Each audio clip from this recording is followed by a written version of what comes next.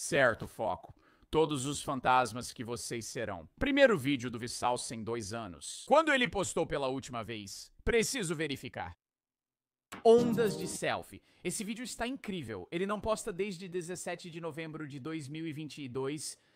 Quase 3 anos. Ontem ele postou um vídeo chamado Twice. Todos os fantasmas que você será. Ei, Vissalsa Michael aqui. Um grão de farinha refinada mede, em média, 82,67 micrômetros de largura. Isso quer dizer que um saco de 5 libras de farinha tem cerca de 2,7 bilhões de partículas de pó. Se cada partícula fosse uma pessoa, 3 sacos representariam toda a população mundial atual. 8,1 bilhões de coisinhas minúsculas. Acho que quando você chega nesse tipo de escala, acho que depois que passa de 1 milhão, fica realmente impossível para os humanos conceberem o nível, tipo, o tamanho disso. Eu não acho que você consiga, posso dizer que existem 8,1 bilhões de pessoas no mundo, mas não dá para visualizar esse número. Mesma coisa com dinheiro. Tipo, eu posso sentar aqui e dizer, essa pessoa é milionária. E você entende isso porque é relativo à renda de um indivíduo. Mesmo ganhando 35 mil por ano, é possível compreender quem ganha 1 milhão de dólares. Mas alguém que ganha 1 bilhão de dólares está ganhando bilhões. E ainda há quem possua centenas de bilhões de dólares. E isso é uma quantia que você não consegue conceber fisicamente, a menos que coloque em termos como, por exemplo, isso equivale a 40 mega iates ou algo assim. Você tem menos de 30 anos? É uma pergunta que poderia basicamente dividir todas as pessoas vivas hoje em 2 metades. Os que dizem sim e os que dizem não. Mas você consegue imaginar? Sério, metade da população mundial tem mais de 30 anos e metade tem menos. Eu teria imaginado que a linha seria traçada em 35, 40 anos. Isso faz sentido. Quero dizer, mas pense, metade das pessoas vivas tem mais de 30 anos e metade tem menos. Eu sei que a população sempre cresce. Quero dizer, isso na verdade está diminuindo com a queda das taxas de natalidade, mas mesmo assim, acho que provavelmente na época da Segunda Guerra Mundial teria sido bem diferente. Nos anos 1940, provavelmente era tipo 70 a 30, muito pouca gente no mundo tinha mais de 30 anos. Imagine uma segunda pergunta que pudesse então dividir ambos esses grupos pela metade. Se você continuasse, após 33 perguntas, teria mais de 8 bilhões de grupos, cada um com uma pessoa. Ou seja, entre todos vivos hoje, podemos identificar uma pessoa específica. Por exemplo, você, com apenas 33 perguntas de sim ou não. Sim, mas você teria que direcionar essas perguntas de sim ou não para um nível hiper específico, certo? Quais seriam as 33 perguntas amplas que você conseguiria fazer? Quais seriam essas perguntas? Elas realmente existem? Não sabemos, mas todo ano morre aproximadamente essa quantidade de pessoas, um pouco mais que um quarto de xícara. Mas cerca do dobro disso nasce. Mas quantas pessoas já nasceram até hoje? 100. Acho que eu sei essa. Acho que cerca de 8% de todas as pessoas que já existiram estão vivas agora. Porque há muito mais pessoas no mundo. Mas também estamos em um ponto em que chegamos tipo ao paradoxo de Fermi, que basicamente diz que não há uma explicação ou teoria sobre por que ainda não vimos vida inteligente, mesmo com um universo tão antigo. Basicamente diz que humanos e outras espécies inteligentes tendem à autodestruição. Mas estamos alcançando um nível de inteligência em que realmente paramos de nos reproduzir, de modo que não estamos mais nos multiplicando e superpovoando. O mundo está ficando superpovoado, mas as taxas de natalidade estão diminuindo, o que mostra que os humanos estão priorizando o bem-estar social, o bem-estar e a felicidade acima da reprodução. Em certos países em desenvolvimento estão muito focados na reprodução, mas, por exemplo, a Coreia do Sul tem uma taxa de natalidade de cerca de 0,7. Os Estados Unidos estão em 1,6 ou 1,4. Japão e China têm índices ainda menores. Todos esses países que estão ficando mais tecnologicamente avançados estão tendo cada vez menos filhos. Quantas pessoas já nasceram? Já nasceram, acho que cerca de 160 bilhões. É só um palpite. Esse valor, 117 bilhões. Eu exagerei. Mas de todas essas pessoas, de todos que já existiram, esse é o número de pessoas que você vai conhecer na vida. Você é um estranho para a sua própria espécie. Não existe um tipo, bem, quero dizer, isso varia de pessoa para pessoa. O número de pessoas que você conhece depende do seu grau de extroversão, carreira e viagens que você faz. Quantas pessoas uma pessoa comum conhece ao longo da vida? Conhecer, no sentido de conversar ou interagir de alguma forma, 80 mil pessoas. Isso é tão pouco. Você conhece cerca de 3 pessoas novas por dia, em média. Obviamente, você não conhece 3 pessoas por dia. Provavelmente você não conhece ninguém novo por uma semana, e aí conhece 30 pessoas em um dia. Este é um vídeo sobre como você será esquecido. É sobre os fantasmas que nos cercam e como eles estão se aproximando. Sempre penso nisso, e pode parecer idiota. As pessoas com quem jogo partidas ranqueadas. Tipo aquele cara com quem conversei no chat de voz, nunca mais vou vê-lo. Ele vai viver uma vida completamente diferente da minha. Mas em um momento, eu e ele estávamos no mesmo, sabe? Servidor da Virgínia no Marvel Rivals. Em uma partida exatamente ao mesmo tempo, porque nós dois decidimos entrar na fila exatamente no mesmo instante. Mesmo fora disso, pessoalmente, tipo, você passa por pessoas todos os dias que nunca mais vai ver. Nossa jornada começa a 2.500 quilômetros. O mais fascinante, vou pausar esse vídeo várias vezes. É por isso que eu queria assistir isso agora, porque provavelmente vai levar 1 hora pra gente assistir, porque eu adoro o Vsauce. Isso geralmente vale pra mim na academia, mas você pode ter outros exemplos na sua vida. Tem alguém que você vê com frequência, reconhece o rosto, sabe onde essa pessoa vai estar e vê ela sempre, mas nunca teve uma conversa com ela? Acho que isso não é o Sonder, que é perceber que a vida dos outros é tão complexa quanto a sua. Acho isso estranho. Isso não é Sonder. Tipo, tem pessoas na minha academia que eu vejo o tempo todo e nunca falei com elas. Fora talvez um, ei, você está usando isso? Eu não sei o nome deles. Não sei o que eles fazem da vida. Não sei por que eles vão pra academia no mesmo horário que eu. Nunca vou falar com eles e um dia simplesmente nunca mais nos veremos. Cada um seguindo sua vida fascinante. Essas pessoas são fantasmas. Nossa jornada inicia a 2.500 quilômetros acima da superfície do Sol. Lá, uma camada quente de gás ionizado começa a se estender por milhões de quilômetros no espaço. Ela é chamada de coroa solar. Ela costuma ser ofuscada pelo Sol, pois emite só 1/1000º da luz. Mas durante um eclipse, ela pode ser vista. Quando você for eclipsado, sua própria espécie de coroa também permanecerá.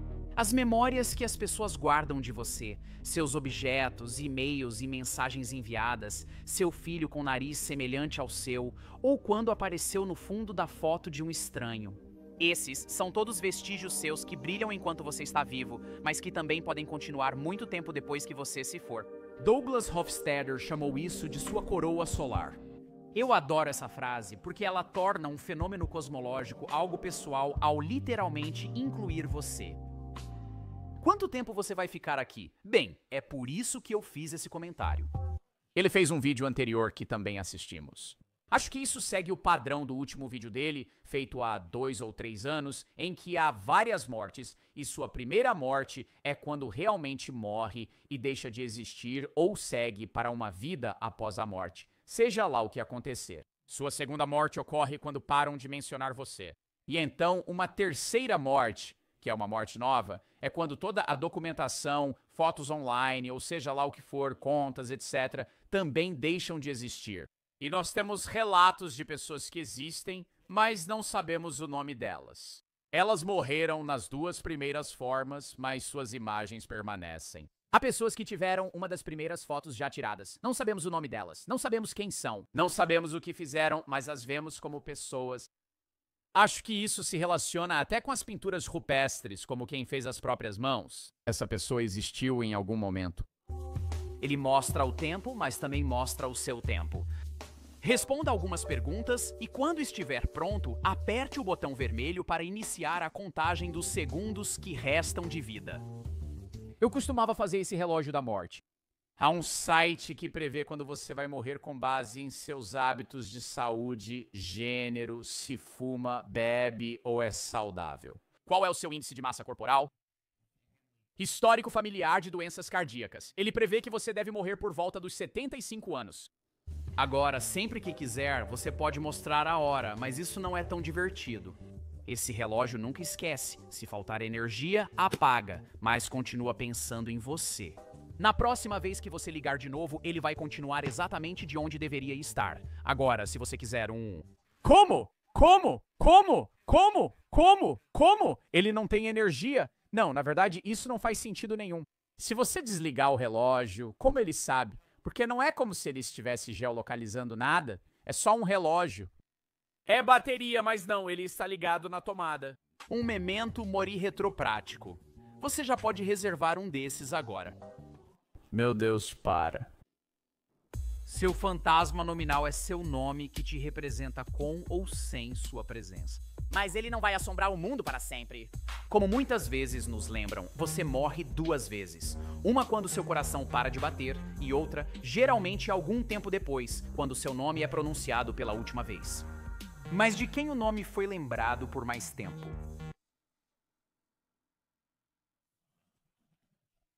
De quem é esse nome? Existem pessoas mais antigas. Muitos vão dizer, eu sabia que iam falar Jesus, mas não é Jesus. Há pessoas conhecidas na história que viveram antes de Jesus, nos tempos anteriores a Cristo. Algum Sócrates. Desculpe, não é ele. Sócrates viveu antes de Jesus e é conhecido há mais tempo.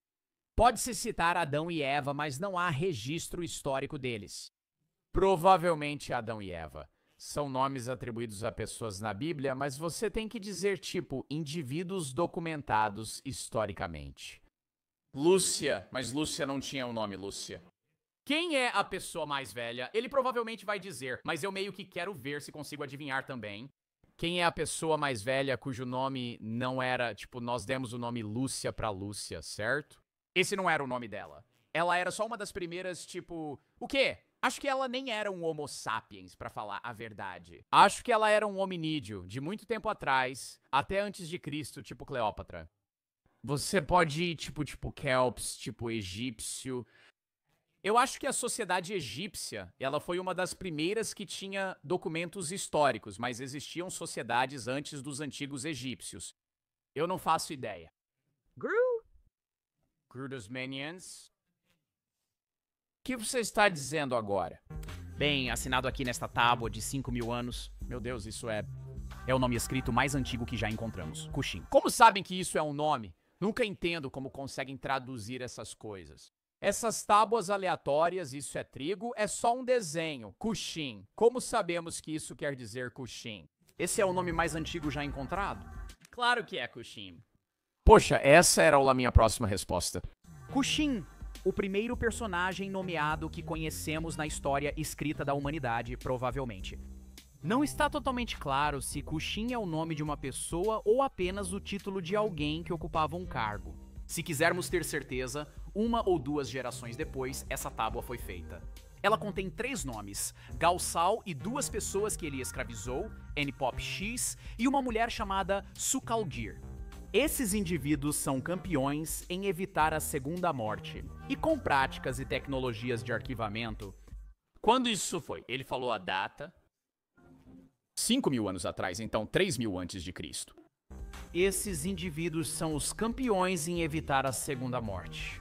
E com as práticas e tecnologias de arquivamento que temos hoje, seu nome pode, conceitualmente, durar tanto quanto esses já duraram. Mas eu preciso dizer, se você quiser... Eu sempre fico me perguntando se o YouTube vai continuar existindo, sabe? Por quanto tempo depois de agora? Tipo, obviamente durante a existência dos seus filhos, o YouTube provavelmente ainda vai estar por aí. Mas você acha que, tipo, no ano de 2150 as pessoas vivas naquela época conseguiriam assistir a este vídeo do Vsauce no YouTube?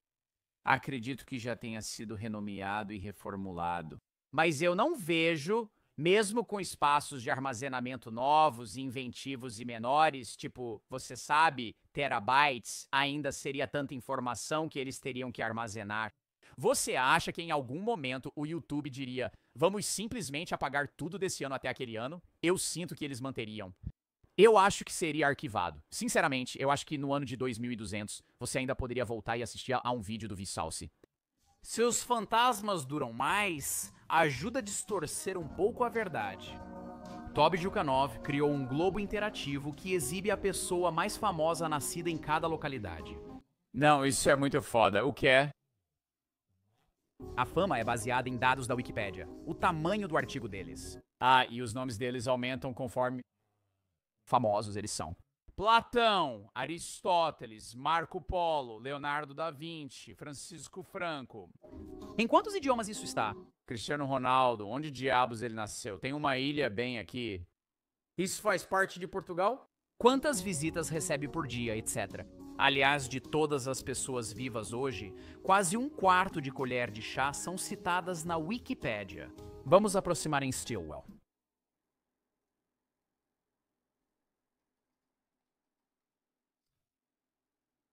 Eu não estou na Wikipédia.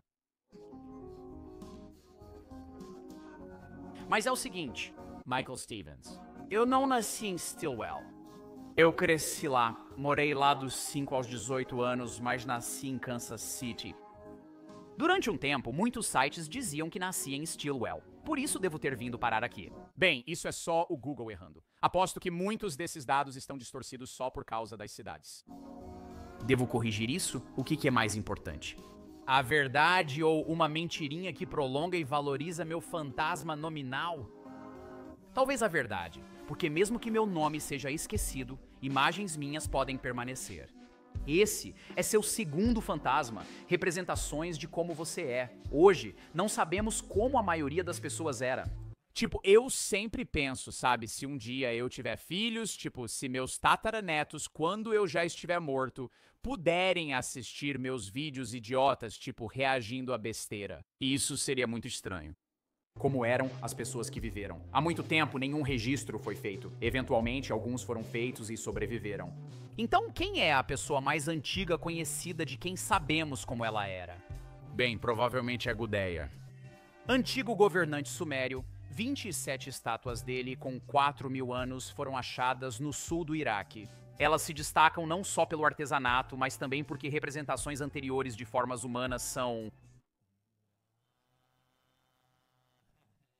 Ah, é como se fossem as primeiras precisas e, tipo, todas parecem iguais, certo? São estátuas semelhantes, sugerindo que ele teria essa aparência. Burgess disse, dá pra pegar pra uma estátua de 5.000 anos, loucura, dizem que era assim que ele parecia, talvez o rosto. Iraque. Elas se destacam não só pelo artesanato, mas também pelo fato de que representações anteriores de formas humanas eram mais abstratas ou generalizadas. Mas por que essas representações de Gudea são mais realistas, tão parecidas e encontradas tão... Elas são tão semelhantes. Todas parecem ter sido feitas pela mesma pessoa. Tão amplamente, é plausível que sejam semelhantes ao rosto real do indivíduo real, como ele parecia em vida. A primeira pessoa ilustrada conhecida em nossa história, mesmo que seus fantasmas figurativos não permaneçam. Gudea, quem você acha que eles eram? Um governante sumério do estado de Lagash, no sul da Mesopotâmia. Ele governou de 2080 a 2060 a.C.? Ele não era da cidade, mas se casou com Ninala, filha do governante Ur-Baba de Lagash. Que porra é essa, cara? Isso aí nós temos documentação desse cara de 4.000 anos atrás. Gudea tem características que você poderia ter. Estou falando sobre o seu fantasma genético, sua variação genômica pessoal que pode ser transmitida pelos seus descendentes.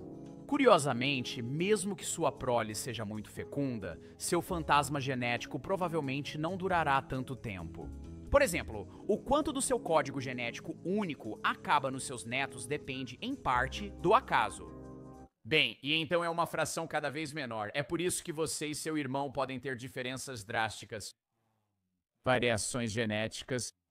Se você e seu irmão fizerem um teste de DNA e seu irmão descobre que é 70% italiano e 30% britânico, isso não quer dizer que você seja, pois é aleatório para cada pessoa. Tipo, é por isso que se você tem um irmão, digamos que um dos seus pais seja italiano e, sei lá, australiano ou algo assim. E aí você tem outro pai que é do Oriente Médio e japonês. Você e seu irmão podem parecer drasticamente diferentes porque vocês têm porcentagens diferentes dessas características individuais. E então, mesmo que você tenha descendentes, você vai se perder rapidamente porque com o tempo, mesmo em 5 ou 10 gerações, esse seu descendente teria uma fração de porcentagem dos seus genes. Pode variar de 23% a 27%. Seus bisnetos vão ter apenas de 9% a 14%. Ah, sim. Seus bisnetos, em média, não serão mais parecidos com você do que você é com qualquer estranho. Não. Eu sempre penso que adoraria conhecer meus avós. Ou melhor, não meus avós, mas meus bisavós. Mas isso faz você perceber que eles não são realmente seus parentes próximos. Porque se eu dissesse que adoraria conhecer meu tataravô, eu teria 40 deles. Porque você tem 2 pais, 4 avós, 8 bisavós, 16 trisavós, 32 tetravós. Então, se você voltar bastante no tempo, se você pudesse conhecer alguém que fosse seu ancestral, tipo a pessoa acima de você há 200 anos, vocês seriam estranhos um para o outro. Vocês são estranhos, nem sequer se conhecem.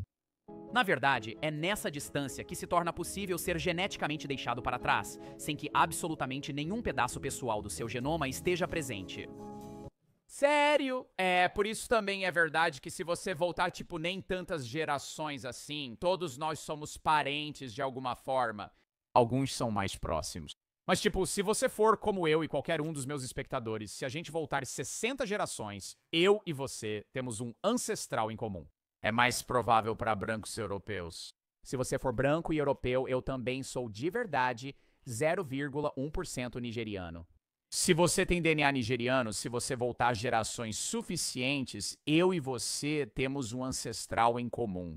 Essa pessoa pode ter existido há 1000, 2000 anos, mas, tipo, todos nós, toda pessoa na Terra, de alguma forma, é relacionada. A não ser, na verdade, agora eu me corrijo. Eu não sei sobre, tipo, os sentineleses do norte. Sabe, eu não sei sobre tribos isoladas que não se misturam. Eu não sei até que ponto você teria que voltar ainda mais antes. Tipo, sabe, Homo sapiens lá. Porque se eles existiram na região deles, os sentineleses do norte não estão naquela ilha há 60 mil anos. Quanto tempo eles estão isolados? 60 mil anos. É insano, cara. Estão na mesma ilha há 60 mil anos. Para nenhum pedaço do seu genoma estar em alguém, mais de 70 dos seus ancestrais de 11 gerações atrás já não estão presentes em você. Então você não... Sério, mas ainda existe uma causa para sua existência. Acho que isso precisa ser destacado. Se qualquer uma dessas pessoas não existisse, você não existiria, beleza? Mesmo que elas não façam parte de você geneticamente, elas são uma causalidade para sua existência. Tanto quanto a base genética sobre a qual sua descendência se apoia, assim como você é os dentes de leite deles. Algo útil, mas destinado a cair e ser deixado para trás. Onde deveria ser enterrado para virar fóssil? Fósseis duram muito. Seu lama. Como um atoleiro de lama. Seu legado poderia ser representar nossa espécie em uma pose óssea legal em um museu daqui a milhões de anos. Bem, acontece que a fossilização, o processo de transformar ossos em fantasmas rochosos, é um evento extremamente raro. Bill Bryson coloca da seguinte forma: menos de 1/10% de uma espécie tem sorte suficiente para se fossilizar, o que significa que daqui a milhões de anos, tudo o que restará de cada pessoa viva hoje nos Estados Unidos provavelmente serão apenas cerca de 60 ossos fossilizados, nem mesmo um esqueleto humano completo. Para virar fóssil, o ideal é ser enterrado rápido e profundamente, sem caixão, sob o fundo de um mar calmo e raso, onde há acúmulo rápido de sedimentos e baixos níveis de oxigênio. Alguns locais que se encaixam nesse perfil são partes do Mar Negro, o Golfo do México, onde o Mississippi deságua, e os manguezais ao longo da costa norte da Austrália. Mas mesmo assim...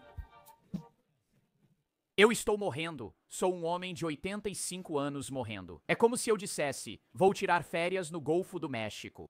A Terra está sempre em movimento e a erosão pode desgastar você. A atividade metamórfica pode te derreter novamente. Então, se você quiser deixar um vestígio por muito tempo, vá embora.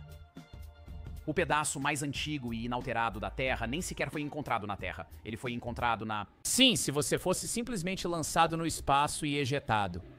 Lua, onde a atividade geológica é menos intensa. Um monólito com seu nome e biografia enterrado na Lua seria uma boa ideia. Só que em 5 a 10 bilhões de anos, o Sol vai virar uma gigante vermelha, engolindo e destruindo Terra e Lua para sempre. Então, um disco de cobre revestido de alumínio e ouro flutuando pelo espaço seria ainda melhor. Os discos dourados a bordo da espaçonave Voyager poderiam existir por trilhões de anos. Eles poderiam conceber... O quê? Eu pensei, cara, eu achei que talvez fosse tipo 1 milhão de anos ou algo assim. Trilhões de anos. Trilhões de anos. Então a gente poderia estar morto por 1 trilhão de anos e alguma nova espécie poderia achar nosso disco sobre como vivíamos nos anos 1940? Provavelmente continuaria legível mesmo após a última estrela se apagar. Mas o seu último tipo de fantasma também estará lá. É o que eu chamo de seu fantasma ondulante, o efeito dominó difuso de todas as suas ações. Haverá pessoas, por exemplo, daqui a 1 século, que poderão aproveitar a sombra de uma árvore que você plantou sem nunca se perguntar quem a colocou ali. O efeito borboleta efetivamente nos garante uma espécie de imortalidade anônima e minúscula. Bem, eu sempre digo que você... Ok, não é uma garantia, mas existe a chance de que você tenha contribuído sem saber para a morte ou para a vida de alguém. Não quero dizer dar à luz a alguém ou matá-lo, mas, por exemplo, você segurar alguém na fila de uma cafeteria ou fazer qualquer coisa pode ser o motivo pelo qual essa pessoa viva ou morra em um determinado dia. E não só eles. Porque, por exemplo, digamos que eu vá e diga, quero sair para jantar hoje. Entro na fila e dizem que a espera é de 30 minutos. Quem chega depois precisa esperar mais 5 minutos. Essas pessoas ou A podem sofrer um acidente de carro e morrer no caminho para casa, ou evitar um por causa disso. Ou elas podem ir para casa e, por causa do atraso, as outras pessoas com quem elas interagem também se atrasam e outras pessoas também se atrasam. Isso é basicamente a teoria da torrada queimada, mais ampliada ao ponto de você talvez ter sido a razão de pessoas viverem ou morrerem sem saber. Só pelo fato de ter nascido, tecnicamente, você mudou o universo de forma irrevogável. O pequeno... Só por existir, você já mudou algo. Só por viver, mudou a vida de alguém. De forma sutil, mas real, sua massa afeta Saturno agora e influencia minimamente como e quando seus anéis vão colapsar. Quando o mar de universo atingir a morte térmica e tudo estiver na mesma temperatura, a disposição da matéria será como é porque você existiu. Não haverá quem observe isso, então você não será lembrado, mas também não será aniquilado. Mas tipo... E daí? Ah, eu tenho fantasmas que ficam por aqui, novidade pra você, camarada. Eu não sou meus fantasmas, por isso falar de fama e legado é tão vazio. Pra quê? Não vou estar aqui pra aproveitar e no fim ninguém vai. Mas na verdade, essa é uma ótima definição de eu. Você é tudo o que leva com você quando morre. Você é feito dos seus segredos e das coisas que poderia ter feito ou dito, mas não fez. Agora, você pode tentar desesperadamente fazer o máximo que puder e deixar o mínimo possível pra trás, mas a vida é curta.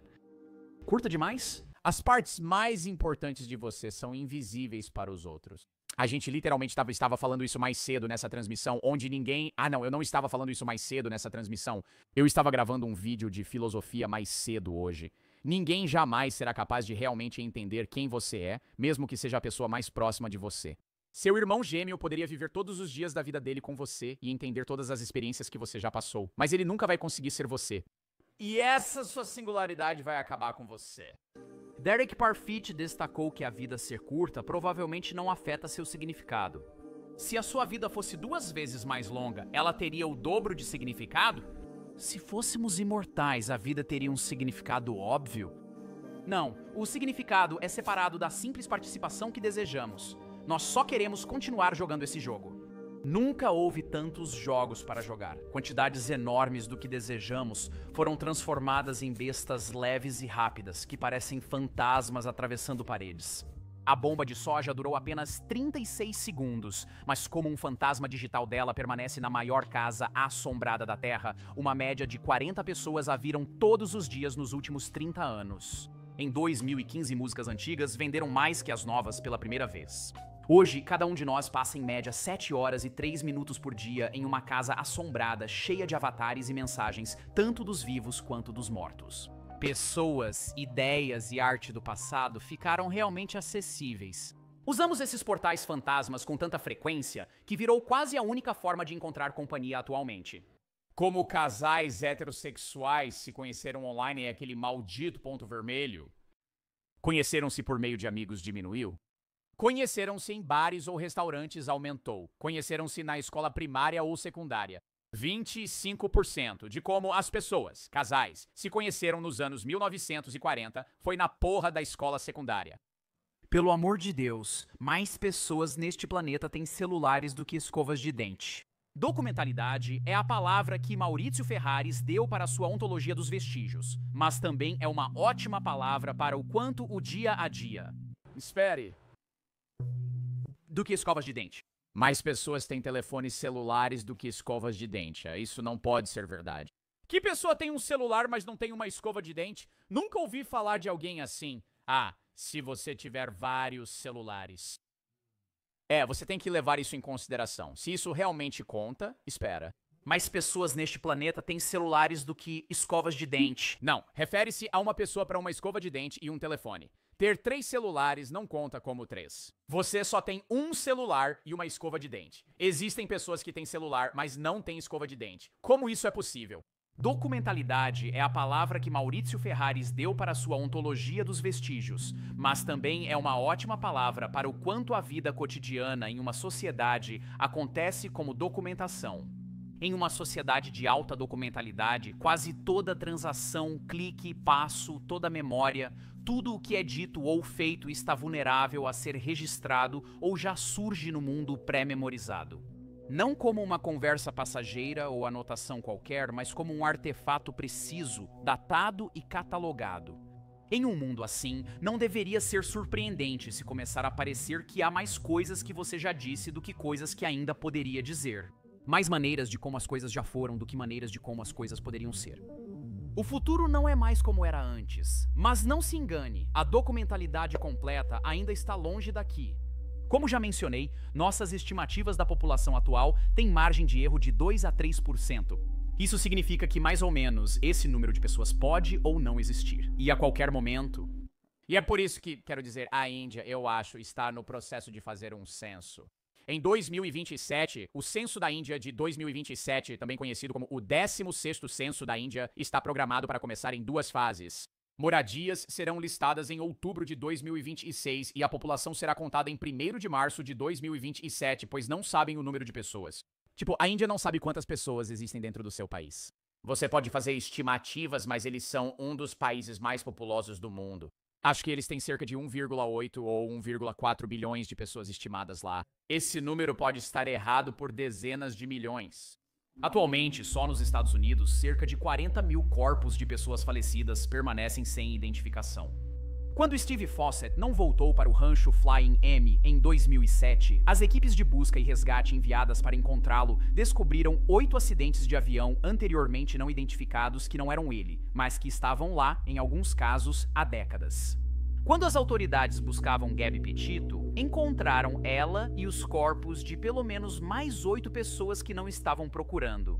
Nós não somos uma espécie documentada, somos um bando de animais entrando e saindo de cômodos.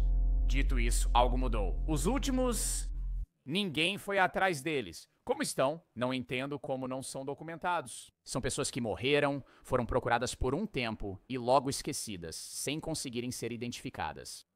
O último corpo enterrado no túmulo do soldado desconhecido foi após a Guerra do Vietnã, mas removido em 1998 após um teste de DNA identificá-lo como Michael Joseph Blassie.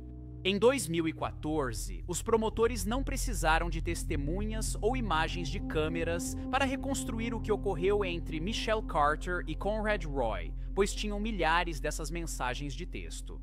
Mesmo morando a 56 quilômetros de distância, Carter e Roy se relacionaram quase só por mensagens de texto. Essas partes não são apenas evidências, são a história completa do relacionamento deles. Essas mensagens não estão perdendo os olhares, os acenos, o jeito que ele ou ela disse. Isso é tudo que cada um viu, e temos tudo. Um relacionamento humano inteiro que aconteceu e ainda é um documento eterno. Todos estão online. Só alguns cliques no maior oceano de documentação do mundo. Continuamos enchendo esse oceano, tornando mais do que fazemos e vemos em fantasmas. Não apenas para lembrar, mas para experimentar. Quando assistimos eventos instintivamente pelos nossos celulares, não é que não estamos vivendo o momento. É que estamos. Hoje, para estar no momento, você precisa estar completamente no momento. Cada parte de você, até o olhar que você precisa carregar e a mente que você compartilha com os outros. Veja, meu Deus, isso está me deixando muito estressado. Eu estou experimentando você, então, tudo bem, não deixa estranho. Não, mas eu entendo. Eu realmente fico irritado quando as pessoas gravam demais em, tipo, eventos específicos. E assim, eu faço isso, eu sei que eu posso se estou vlogando, porque faz parte do meu trabalho, mas tento não gravar em lugares onde parece significativo, mas basicamente virou uma coisa social. É uma questão cultural que, tipo, você meio que é obrigado a gravar suas experiências, e não só para revivê-las, mas para que outras pessoas possam ver também. O que está acontecendo? Não estamos só ganhando mais fantasmas, mas começando a viver como eles, como uma conta. Estamos começando a viver como... É um conhecimento esotérico completamente perdido, e sair da conta e bloquear a tela são coisas diferentes. Ninguém com menos de 50 anos faz logout do computador. Na verdade, desligar a televisão em vez de colocar em modo de espera. Como fantasmas? Não, eu vou turbinar. Ah, foi isso que disseram. Eles disseram ninguém com menos de 50 ou mais de 50. Ninguém com menos de 50 já fez logout de um computador. Eu já desliguei completamente meu computador. Fantasmas comum várias vezes. Já conta, um like, uma postagem, uma visualização. Isso é ótimo, pois evita as humilhações da confiança. Ele está sempre no modo de descanso, cara. Você nunca, tipo... Vocês já desligaram completamente o celular fora de quando vão reiniciar? Ser uma imagem é ser algo. Frederico Douglass. Sim, você desliga totalmente, tipo, desliga mesmo o celular. Pra quê? Toda noite, como você acorda, tem um despertador de verdade. Sabiam disso? Possuir e controlar imagens fotográficas de si mesmos dava poder, pois vender seu próprio fantasma figurativo significava controle. Mas hoje ser um fantasma, entre outros, causa uma ansiedade moderna. No livro de 1985, Divertindo-nos até a Morte, Neil Postman aborda a relação entre informação e ação. Mesmo sendo anterior à web, esse livro poderia ter sido escrito sobre ela. Vou adaptar uma pergunta que ele faz.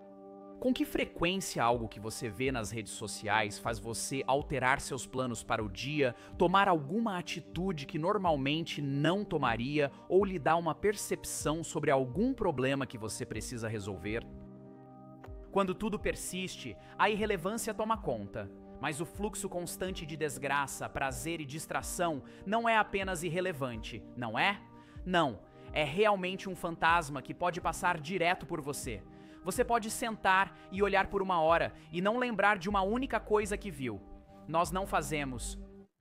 Meu Deus. Acho que esse é o inferno das mídias de formato curto também. Tipo, você consegue se lembrar de assistir vídeos no YouTube ou transmissões? Eu não conseguiria te contar mais do que 10% dos TikToks que vi no último dia.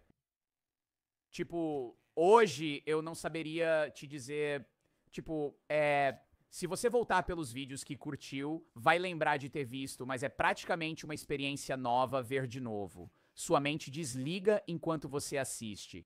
Fazemos isso porque é prazeroso. Fazemos porque nossas mentes querem ficar inquietas. Um feed infinito de notícias descontextualizadas, horror, comédia, família e mortes não é uma abominação moderna antinatural. É exatamente o nicho no qual evoluímos para prosperar. Ah, não, meu cérebro evoluiu para comer frutas numa caverna. Não, ele evoluiu para buscar a exuberância do Sudeste Asiático e cruzar a linha de Wallace. Não por necessidade ou capacidade, mas porque o próximo passo nos chama, seguimos em modo automático. Ei, vamos construir algo que flutua e podemos entrar tipo um barco, né? Para onde isso vai? Para longe. Nós não somos... Sim, estamos sempre buscando algo diferente. Eu acho que também... Mesmo para os humanos mais antigos, não era necessariamente tédio, mas sim curiosidade misturada com a necessidade de ver e experimentar coisas novas. É por isso que eu acho que muita gente está mais deprimida hoje do que nunca, porque, tipo, a maioria das pessoas está travada em um trabalho das 9 às 5 que odeia e ter que passar pela mesma coisa todo dia é como uma tortura.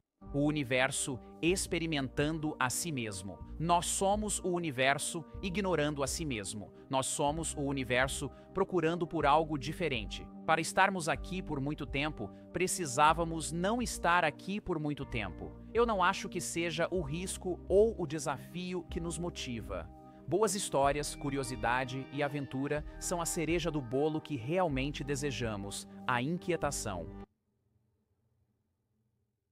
Não saber o que vai acontecer em seguida pode ser empolgante. Por quê? Eu acho que da mesma forma que pescoços longos foram selecionados nas girafas porque ninguém comia as folhas lá no alto. E da mesma forma que a pelagem branca foi selecionada nos mamíferos polares porque ninguém comia neve, a imaginação foi selecionada nos humanos porque ninguém estava consumindo possibilidades, como macacos frágeis em meio a...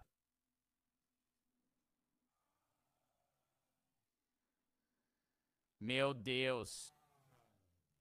Para. Como macacos dóceis diante de mudanças climáticas, os sobreviventes não aguardaram respostas da seleção natural. Eles confiaram, como ainda hoje, não na evolução, mas na resolução, imaginando e manipulando um mundo analógico em suas próprias mentes. Caramba, cara. A gente não vive no momento, a gente não...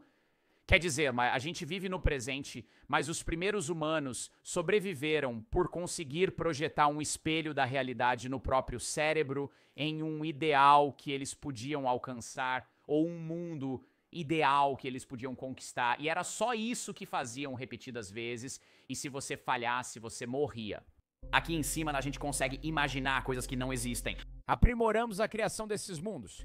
Hipóteses. O passado e o futuro distantes. Como as coisas poderiam ser. Conseguimos perceber que juntar lenha agora vai valer a pena. Conseguimos perceber que, se não há água aqui, podemos trazê-la. Sim, somos uma das únicas espécies que podem causar dor e, sabe, desconforto de propósito, sabendo que isso vai trazer prazer no futuro. Enquanto a maioria dos animais funciona só com base em prazer e dor para sobreviver, nós conseguimos enxergar além disso, e isso nos dá uma vantagem sobre outras espécies.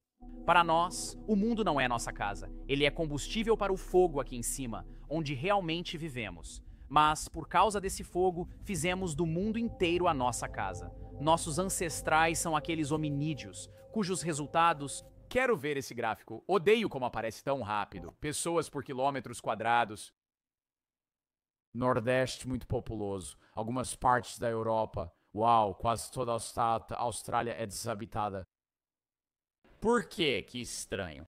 Eu entendo que é deserto e é tipo o interior mesmo. Tipo, eu entendo essa parte da África, porque é literalmente só areia e faz tipo 50 graus lá fora. Mas é tão quente assim nessa parte da Austrália, porque aqui é o Equador e isso eu sinto que não fica tão quente assim. O Canadá também, mas é muito frio. Então, por que que existem certos pontos no meio dessas áreas? Tipo, aqui. Tipo, só pontos aleatórios de pessoas, meio espaçados, tribos. Você pode ver isso na floresta amazônica também. Tipo, não são tribos não contactadas, mas acho que são auto-isoladas, ainda têm contato, mas são tribos que vivem no fundo da floresta amazônica, o que eu acho incrível que existam pessoas que conseguem sobreviver lá. Nossos ancestrais eram hominídeos com problemas não totalmente resolvidos. Hoje, maratonar televisão ou rolar o feed é bem diferente de cruzar o Estreito de Bering, mas ainda inquieta. O que virá depois? Cada deslizada traz algo novo, como o nicho cognitivo que criamos. As pessoas vão em aventuras online em vez de pessoalmente. Nós mesmos. Nunca se resolve. Mas ao contrário dos nossos ancestrais, o perigo agora é bem menor. Podemos observar e interagir com segurança de casa, como bagagens movidas à velocidade da luz sem... Meu Deus, é por isso que as redes sociais são tão viciantes. Elas te dão essa aventura e esse prazer sem o medo do... Tipo, você ainda tem aquele fator desconhecido, mas não é mais o medo do desconhecido, porque, tipo, você não vai morrer se o seu barco afundar no meio do maldito Oceano Atlântico. Se mover de jeito nenhum. A internet é um mar de impulsos e vontades, forças que nos giram, mas não nos levam a lugar nenhum, e desejos que não são fortes o suficiente para inspirar ação. Não estamos nos divertindo até a morte, estamos nos divertindo para a vida. Uma vida mais longa e mais assustadora. E como sempre, obrigado por assistir. Uau. Acha que ele vai demorar mais 3 anos pra postar de novo? Por que que ele tá só olhando pra câmera? O botão está travado e não pode ser alterado, pois está vinculado ao seu dinheiro. Cara, eu meio que quero comprar um desses. Quero ver isso. Espera, quanto custa? $80. Ah, sabe, é um relógio da morte e ele fica funcionando sem parar. 80 paus. Conta 30 segundos pra mim.